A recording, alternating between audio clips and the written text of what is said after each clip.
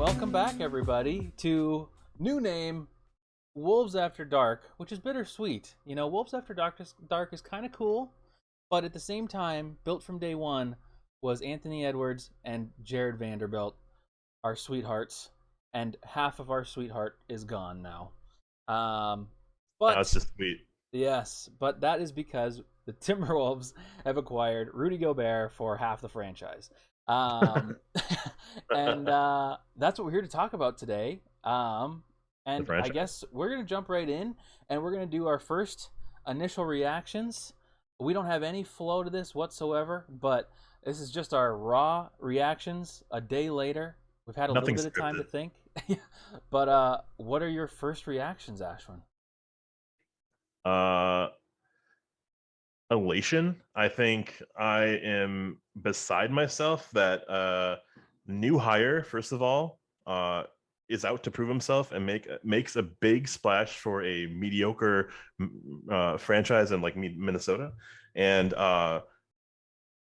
immediately I was thinking of KG, Jimmy Butler, like drafting Rubio by trading Mike Miller, and Randy Foy. Like this is the of those four, this is the one where we got the player.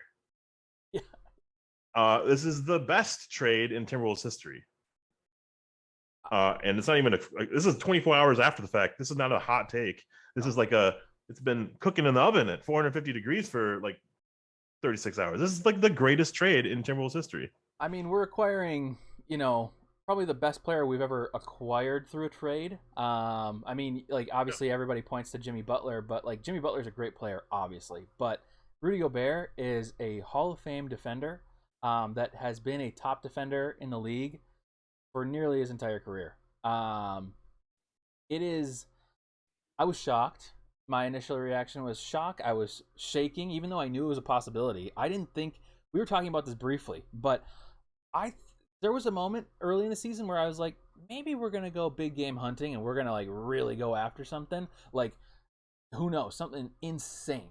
Um, and I was like, maybe even we're gonna get like DeAndre Ayton, my dream.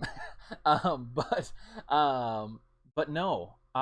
We talked about it a little bit in our Discord, and then after that, free agency started. Everybody started making moves, signing players that we had already been tied to. We were talking about like the possibility of DeJounte Murray coming to the Timberwolves, and we had people like Dane Moore and other NBA or Minnesota Timberwolves guys saying like, yeah, D'Lo's gone basically.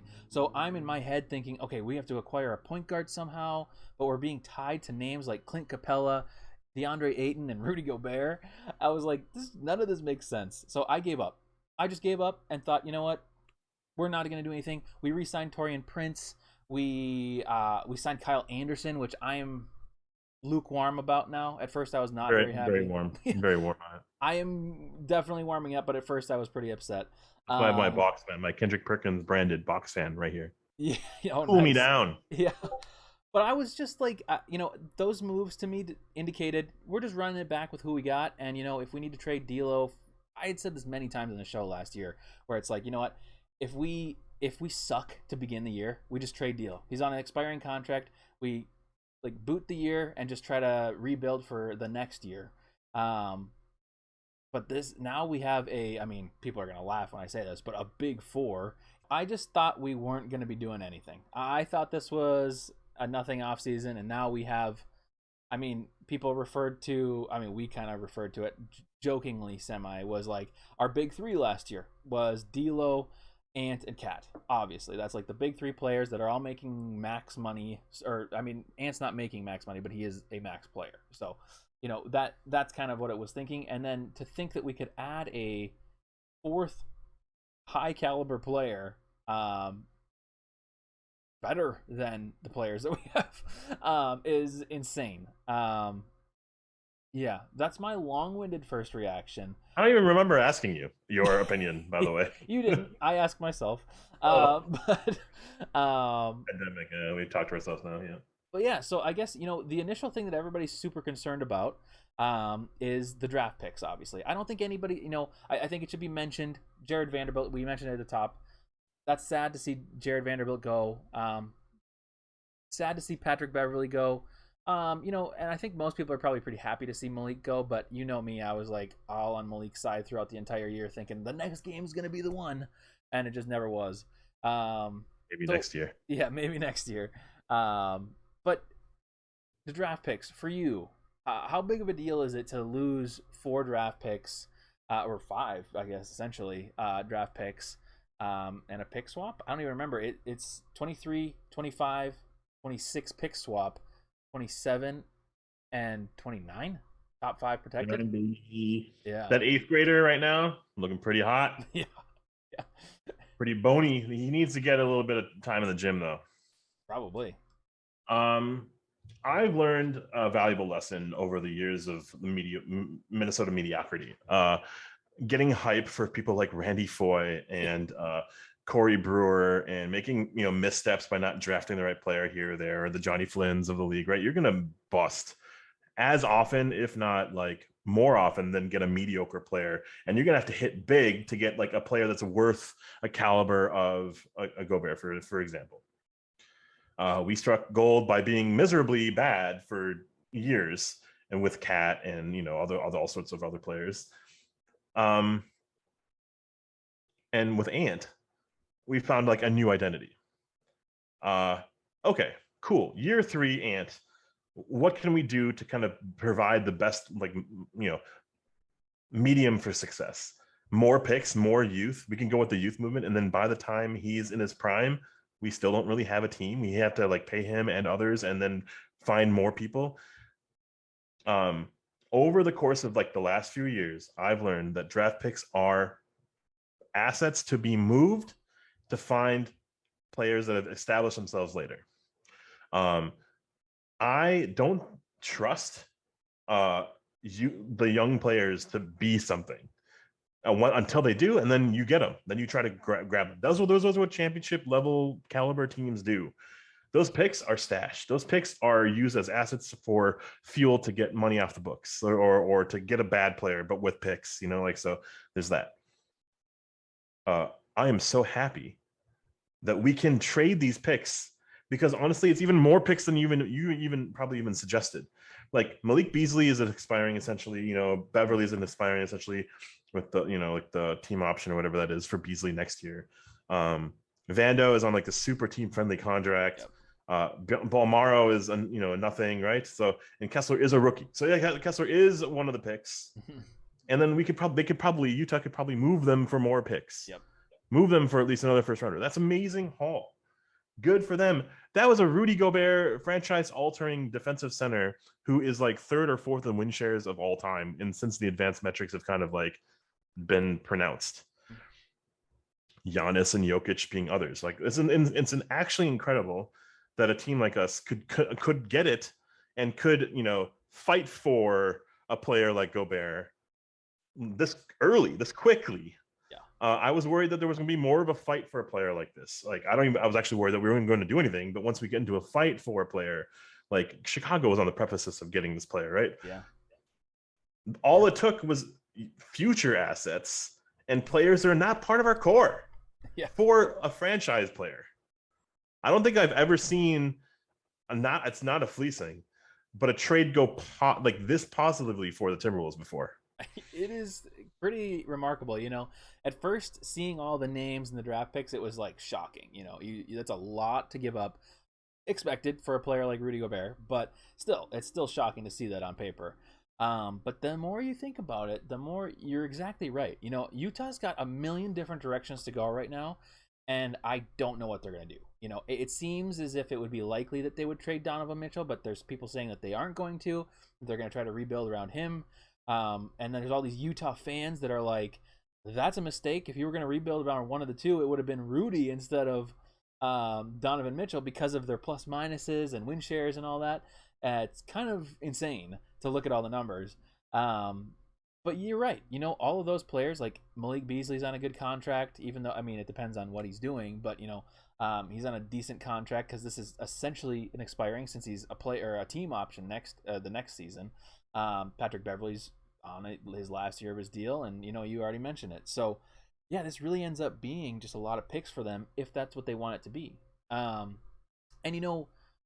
these kind of trades where a team is trading for, you think of like the James Harden trade, you think of like the Kevin Durant trade, all this kind of stuff, all that stuff. There's lots of picks going different directions. Um, it's it's interesting because the team receiving the player realistically has almost no use for, like you were mentioning around Anthony Edwards. It's like, do we have any use in providing more youth, the Randy Foys that you say, like getting more of those kind of players for Anthony Edwards and Jaden McDaniels? No. We need established win now players that are not past their prime, in their prime. And so really, you think of it, 2023 pick doesn't matter. We don't need a 2023 pick. Not in the first round, anyways. 2025, probably not. 2026 is a pick swap, so you're still going to get a pick, so that's not so bad. The only time that you start to get really worried about your picks is, I think, once you get 2027 a little bit, but maybe not, because you're still going to have Ant and Jaden under contract, and maybe more, maybe Cat, who knows? Um, and Yeah.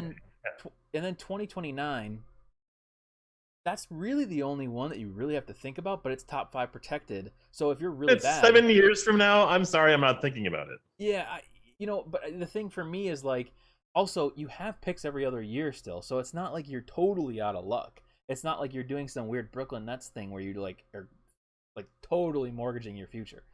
So if you're really thinking about it, the only pick that, like, in my mind, that I'm really concerned with is the one that's 7 years down the road. So, like, we're talking 2029, which that's top 5 protected. So if you really suck, you're getting the pick. And that is not probably going to happen. Not that we can forecast that far into the future in the NBA. That's impossible. But so then you think of this trade as like, wow, you just gave up a whole lot of things that you may not need for a player that is going to make you better next year and going to make you go farther in the playoffs. Yeah. So speaking of playoffs, so in my mind, I guess I'll answer it first and then I'll pass it off to you. I was going to ask, for the playoffs next year, expectation wise, I guess, what are our expectations going in? For me personally, I do have higher expectations, of course. I mean, this is like a huge win now move. You don't make this move and say, "Oh yeah, in 3 years we're going to be contending." This season things are going to change significantly. Do I think we're going to win a championship? No, probably not. But it's possible now.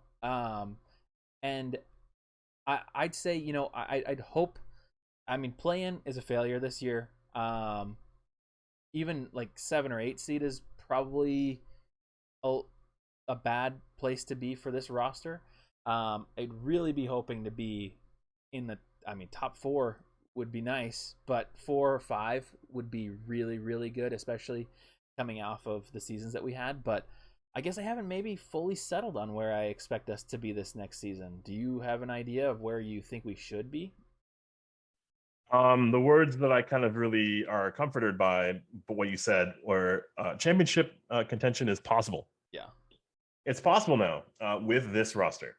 It wasn't prior, and I don't think we were ever expecting it, and we were kidding ourselves if we were actually going to get past like the Warriors of the world after flopping or floundering around. I was going to say something about voltage. Yeah. Volting around the Grizzlies.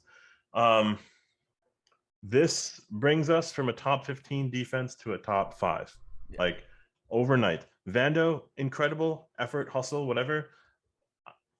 Hot take, he was great, but he wasn't pushing the needle forward for us. Mm-hmm. Beverly, awesome player. He was better off the court than he was on for what he was providing for us. So, are we paying someone $15 million to be a cheerleader? How about we push the envelope forward and just be a little bit more mature on the defensive end, where we got our ass kicked, where we had Vando unable to contain a Brandon Clark, where we had, the Anthony Edwards playing 4 at times, right? Like let's like not kid ourselves. We were failing at certain parts of the game. You know what's really funny was like under Ryan Saunders, other coaches that I won't name, like we were playing small ball. We were playing a different type of basketball that wasn't going to work under Cat being the five. It was shown in history, like from college to his rookie year till now, he's a four, not a five, because he was starting alongside Willie Cauley Stein as a rookie in college. He was starting next to KG as a rookie on the Timberwolves. They knew, and then we were trying to like adhere to the Warriors small ball method and metric without shooters, without anyone else to help create space. Okay, so let's now zag and let's do what actually is really comfortable for us, which is we had gaps and we have now closed that gap. Anything defensively, hole wise, we have to fill, and we are trying to, and we did in a monstrous way with Gobert. What he's going to do that's not going to be written on any stat sheet is alter all sorts of shots, ease the load off of Cat defensively, and provide opportunities that we've not had with fast breaks, with outlet passes, with kind of altering shots into players to push the net narrative and push transition. And then now all of a sudden we have a screen setter. Like I don't remember Cat being good at screen setting. We have so many unique like opportunities with just Gobert to kind of deploy or around a championship contending caliber team. I'm sorry if I went off on a little tangent, but it feels like for the playoffs, we have a lot to work with, even though we gave up a lot. And I think this is not just a one and done type of scenario. This is for 4 years. Can we craft a narrative that is like pushing towards success that Utah couldn't do? We have way more talent than Utah has ever had. We have currently the most talent that we've ever had on our roster, ever. And I'm sorry, KG and Spreewell and Cassell, but that shit ain't have nothing to do with this roster. I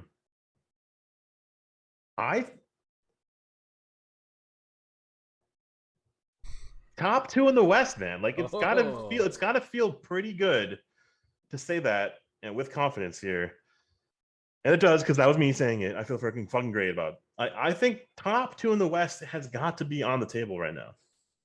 I think it's certainly on the table. I think in my ideal world, we have home court advantage going into the playoffs. I think that needs to happen, which means 4 or better, obviously. I think that would be amazing. I can't even, it's so hard to like talk about this seriously at being a Timberwolves fans, just because we haven't had success since those KG, Freewell, all these days way back when. So it's just funny to be talking about this in the off season.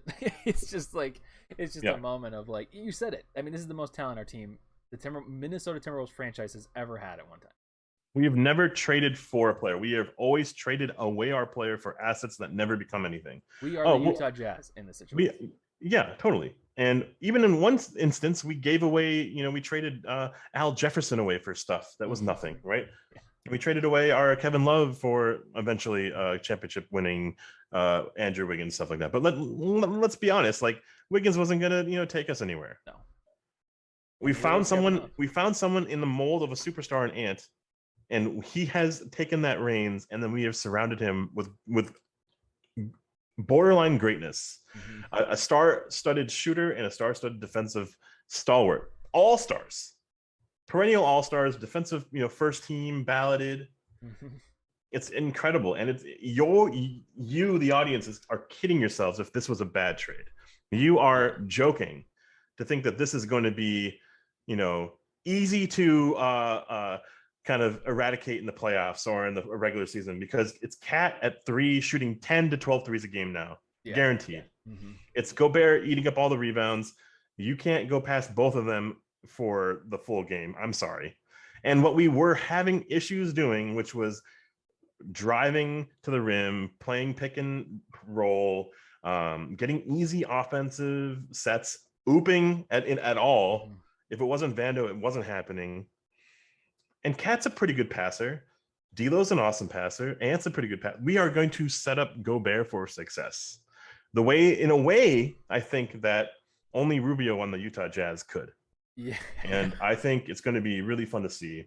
Um, and unprecedented level of like efficiency, I think, for this It team. could be. You said we're going to set up Gobert for success, and I think it's going to go both ways. I think Gobert is going to set all of our other players up for so much success too. I mean, thinking of D'Lo's ability now to play a pick and roll game finally, like he did with Jarrett Allen in Brooklyn. We're going to have like I can't remember who was talking about it, but think of this: like we're gonna have Ant out in the perimeter guarding, and he's gonna be able to take more risks because he's gonna have Gobert back at his back, to so he can take more risks. Um, I there's just a and then obviously Cat moving to the four, being able to shoot more threes. There's just a lot of things that change. And one thing we talked about last season during all of our shows was in the playoffs, you typically need like 8+ players that are like solid. That's not saying like you need to have like all stars through 1 through 8. That's not what that means. But you need to have like your starting five certainly needs to have at least 3 all-star capable players. Um, and then your bench needs to have players that would be like starters on other teams. And last season we kind of hovered in that like 7 to 8 range, kind of back and forth. Jalen Noel wasn't super consistent. Malik Beasley was very inconsistent. Torian Prince was somewhat inconsistent, but for the most part he was there. So that hovered around that like 7-ish mark of like legit players. We now have our starting five is ridiculously legit. We have D'Lo, Ant, Jaden, Towns, Gobert. That's crazy. That's a crazy starting five. And then you think, okay, we signed Bryn Forbes, a 41% free throw or 3-point shooter. We've got Torian Prince, solid. We've got Kyle Anderson now, who is solid on a playoff team last year against us. Um, that's 8 players right there. Um, Yeah. it's looking good, and we still have a couple places we could fill. Um, but man, we're just in a really good position, and like you said, I just can't wait to see it because, this is we're gonna be hopeful. Like obviously the pressure's on now on the front office, on the players, on everyone. But this is what you play for. This is exciting. You're taking risks. But one other thing I was gonna say, this is kind of out of order, but we were talking about the trade and like how the pieces going which ways and whatever. A lot of times when you're trading for a player of Rudy Gobert's like skill level, you're usually trading for them halfway through their contract or like 1 or 2 years left, so there's a little bit of risk there. He's got 4 years on his deal, so this is not like we're trading for somebody that could leave us in 2 years, which was the worry with DeJounte Murray, because he only has 2 years left. So this is a player that we traded for that now is like a Timberwolf for a long time. Um, yeah, As much as that makes me happy, I will say this as like just adding a little bit of doubt to this whole conversation because I am very positive about this. Don't mix words here. Uh, we didn't even attempt like trying another center with Cat. Like we didn't even yeah. attempt trying another like defensive oriented big man with Cat. We haven't seen it work because we haven't tried it yet. Think of Like Gorgie it was days. almost going to be funny to like have a flyer on a dude like a big dude for half a season and then see if it works and then pull a trigger on Gobert. Yeah, We went in and said, "This is it. We know what we're talking about."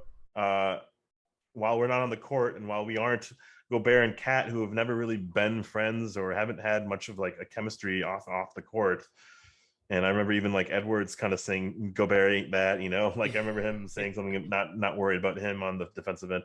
I just there's a little bit of doubt about how this will actually manifest and like work itself out. But like I like the fact that we took a risk. I like the fact that we swung. I like the fact that we said no, let's not just roll it back and be as seventh seed as we were. yeah, Because as the Clippers, as Denver gets healthy, as inevitably some stupid player like Kyrie goes to the Lakers, other teams are getting better, and we couldn't stay stat. We couldn't yeah. stay still.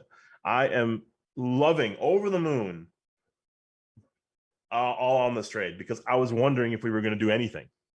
Yeah, yeah. You know, you're right though, because like either it was do something right now to make yourself so significantly better that we people like us are talking like top 4 or top 2 seed in the West.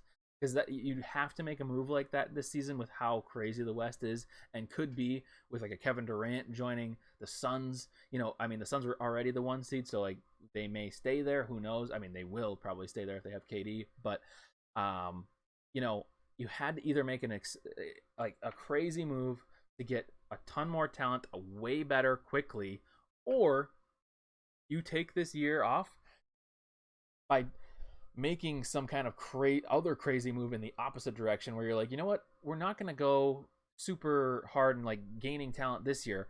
We're going to go for not a rebuild, but like a retool of like, okay, this is a hypothetical. I know everybody's going to laugh at me because I say this like every time, but like trade Karl Anthony Towns. And, you know, you start building around like Ant and Jaden instead because you're like, oh, we can't do anything. Like, we can't acquire anybody that's like Rudy Gobert level, Kevin Durant level to like make us go to the next level.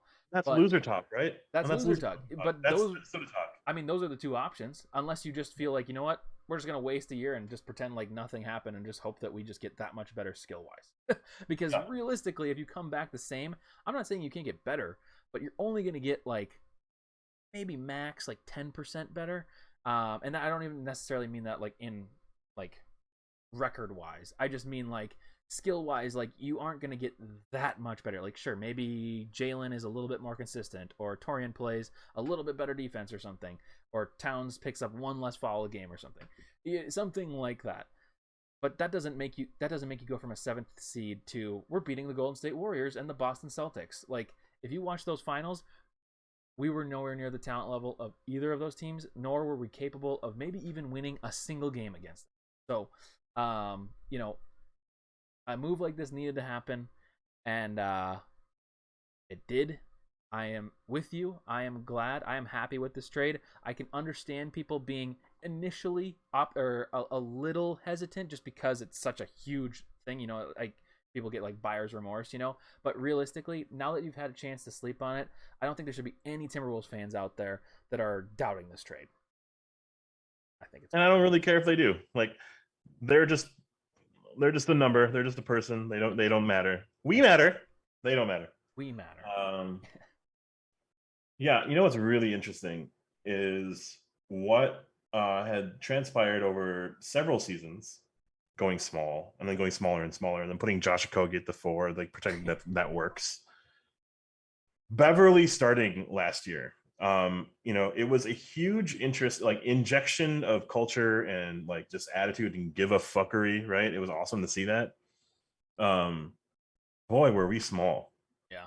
out there, and it was so evident against even normal like built teams. Like, why are we losing to the Frank Kaminsky's of the world? Oh, because we can't box out. Oh, because we don't have the size. Oh, because we can't take a screen. And now everyone's kind of like positioned down to their level and to their role where they actually have the advantage on a 99% basis against teams we face. Mm-hmm. Like Jaden at the 3 is so much better than Jaden at the 4. Yes. Trying to box out, trying to switch on Cat's like, you know, ineptitudes and things like that. Like, yeah. Ant at the 2 is a bulldog compared to whoever he's facing. Mm-hmm. Like, it's awesome to see. It's amazing to see because Ant can take on like a John Morant of the world. Ant can take on like some of the faster guards of the world because I think he wants it more than anything. And that's it. Like, I feel like that's why we made these moves, is because Ant has shown himself as this more than just a character in a movie, more than just a one-sided player. His highlights are unreal. Like, and all the little things that you see on a daily basis is like, man, this kid has it. Let's build for this player. And you know what's awesome? In 2027, and let's say we don't win a championship, well, at least we've succeeded in winning, like trying something with winning around Ant. Ant get extended, it gets its max. More players are going to flock towards wanting to play with him. I guarantee it. Minnesota's not going to be like this destination, but we're still going to have players want to come with us, come for this ride of an opportunity with Ant. I fully believe that.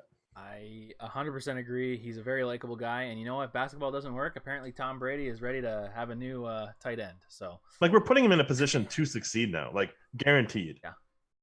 Oh yeah, it's weird. I thought to make the team a little bit more ant centered, we would have to get rid of Towns, but adding in a five that's Rudy Gobert's level of five, it really just, I mean, like, it's crazy. You have Cat go from being a center to a forward, and the whole team just changes. It's gonna be so interesting. I'm so excited to see what Finch does, especially now they have a full off season. Last season they only, I mean, they say this and maybe this is a joke, but like they only worked on defense, which was evident when they came out of the season because their offense was not good and their defense was quite good. But yeah, um, it's just going to be super exciting. I can't wait. I can't believe. I mean, summer league starts soon, but now we don't have anybody to look forward to. I guess Wendell Moore Jr. or something. Wasn't included in the trade. Like that's another gain. That's a plus for me in my Yeah, regard. yeah. Like we didn't lose any one of our core, and I think that more could be part of our future. Like I really have a strong See? feeling about him, that player, and we didn't. It wasn't.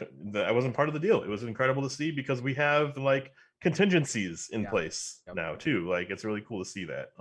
He's our Jock And yeah, McGee. maybe we weren't as busy as other teams were on draft night, but we got seconds. Mm-hmm. And Denver, Tim Connolly's former role in Denver was like, how kick-ass can I do with second round picks? And he's Yeah. shown that he's able to do that. So let's say we lose some draft picks, we did. Well, we can still kind of find the diamonds in the rough as we have and as we can continue to do. And with all of our money in 3 or 4 players, we're going to have to continue to do that. Any final thoughts before we head into the off season where we're going to have content daily, Well, nightly, Wolves nightly, nightly, after dark? after dark, Wolves back. I think Wolves forward. I think top 2 seed in the West is like not guaranteed, but it's going to be something that we should strive for. Like playing game was what we were like wanting this year. You know, it was kind of sad that that's like our swan song that we got in there and then we let leave. Top 2 in the West is like possible. Championship caliber team is like achievable. It's really, really fun to be in this air and talk at this length at this stage of the off season to like set the bar for what other teams need to do to compete with a Timberwolves team. I'm really, really happy, really excited. Let's go, Paparinos and pepperonis. Oh, nice. Wolves back. Yeah, I like that. I agree. I mean, this is incredible to be talking about this in the off season. Last season I had very low hopes. I was just hoping to be over 500, and like foolishly, I'm just like, wow, this at least makes us over 500 for the next couple of years. But really, this is much better than that. This is a much better upgrade than any other upgrades we've ever done. This is like I mean, guarantee is never a good word to use, but like this is like we're in a good spot. We're in a really good spot. We gave up a lot, but really we have so much now. And there is a real possibility that what you said, being the top 2 in the West, and there's a real possibility that we could compete for a championship. Um, Pretty insane to think of. I'm certainly not going to have my expectations that high. I mean, I do think it's possible. Don't get me wrong, but I'm not going to go into this season championship or bust. And I think many fans should also be that way. I know this is a big move. We can't jump to straight to championship, but it's certainly possible. Like you were saying earlier, this year we kind of talked about, we were like, oh, maybe if we beat Memphis we might have this chance of beating Golden State. Well, Golden State changed halfway through the playoffs into the Golden State of old, and just started dominating, like things that it's the team where they start making shots, nobody stops them. But yeah, I am very excited for this next season. I think 56 wins is for certain in the realm of possibility. It's going to be hard to know exactly what the rest of the West looks like because we haven't finished free agency, we haven't finished the trades that are going to happen, but it's going to be fun. Target Center hopefully will be rocking, and it's very possible that next season when we're doing our live post game shows, you and I might have the opportunity to do a post game show together in person in Seattle. Just like that. Just like that. How about In that? future Tolosa. In future Tolosa, yes, that'll be like our studio name, Tolosa. Yeah, yeah. Ooh, I like that idea. But awesome. Well, it was good to talk to you again. Yeah, man, it was good to see you too. It was a long time. Yeah. We both off seasons that we've done this show so far, we've talked about doing tons of off season content. Oh, more to come. More to More to come. come nightly. More No, men do come. more men coming. Um, but yes, and it was good to see everybody else. Good to have you here in the YouTube. No Thanks live everyone for stream joining. today. Yeah, thanks for joining. If you're new here, we do this after every game.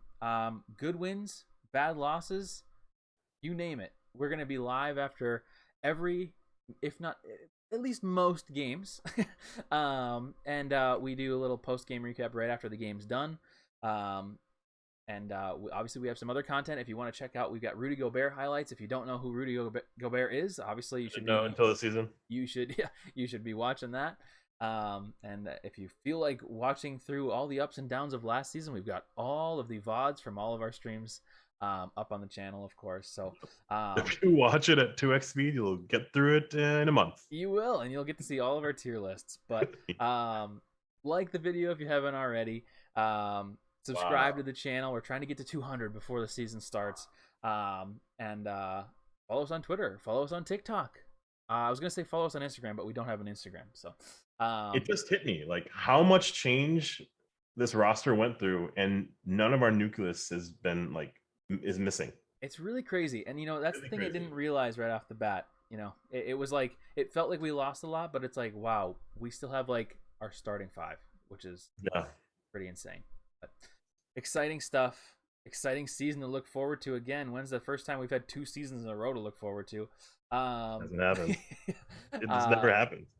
Well, now here it is. 2 seasons in a row. Summer League starts next week, but we will see everyone later this off season. Peace. Peace.